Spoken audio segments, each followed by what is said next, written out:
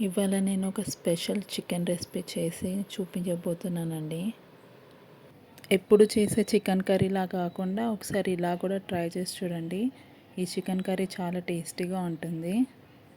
ఈ chicken curry కోసం నేను 1/2 కేజీ కంటే కొంచెం తక్కువే చికెన్ తీసుకున్నాను.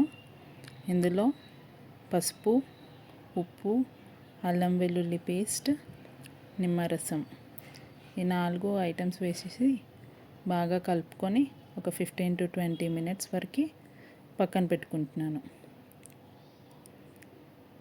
మసాలాలన్నీ దానికి చికెన్కి పట్టుకునే వరకు ఆనియన్స్ కట్ చేసుకుంటున్నాను. ఆనియన్స్ చికెన్లో కానీ మటన్లో కానీ ఎక్కువే పడతాయి.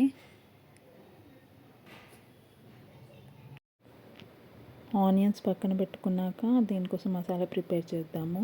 దీనికోసం ఒక ప్యాన్ తీసుకొని అందులోకి మిరియాలు, ధనియాలు, జీలకర్ర, కొంచెం ఎండు కొబ్బరి, ఎండుమిర్చి ఇక్కడే వేస్తున్నా కాబట్టి నేనేం కారం వేయట్లేదు సపరేట్గా చికెన్లోకి. ఇవి కొంచెం కలర్ వచ్చి ఫ్రై అయ్యాక దీన్ని మిక్సీ జార్లోకి తీసుకుంటున్నాను. మిక్సీ జార్లోకి తీసుకొని దీన్ని ఫైన్ పౌడర్ చేస్తున్నాను.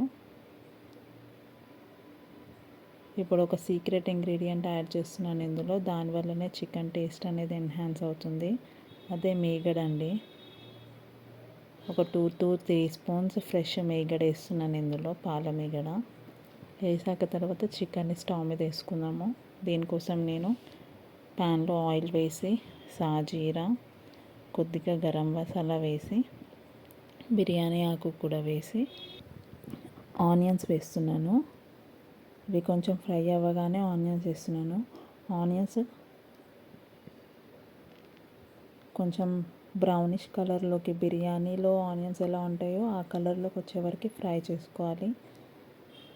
అప్పుడే చికెన్ టేస్ట్ బాగుంటుంది. ఇప్పుడు మ్యారినేట్ చేసుకున్న చికెన్ కూడా వేసేసి కలుపుకోవాలి. కలుపుకొని ఇది కొంచెం సేపు ఉడికాక గ్రైండ్ చేసుకున్న మసాలా కూడా వేసేస్తున్నాను. మసాలా వేసి బాగా కలుపుకొని 10 to 15 minutes మసాలా పట్టుకునే వరకు ఉడికించుకోవాలి.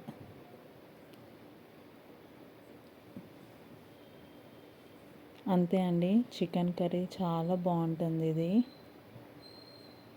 చాలా అంటే చాలా టేస్టీగా ఉంటుంది. చపాతీలోకి అయితే ఇది చాలా బాగుంటుంది. కానీ నాకు చపాతీ చేసే ఓపిక లేక నేను రైస్లోకే తిన్నాము. రైస్లోకి కూడా చాలా బాగుంది.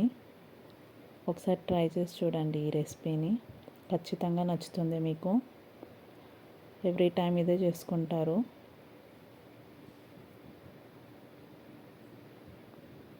మీకు ఈ రెసిపీ నచ్చినట్టయితే లైక్ బటన్ ప్రెస్ చేయండి.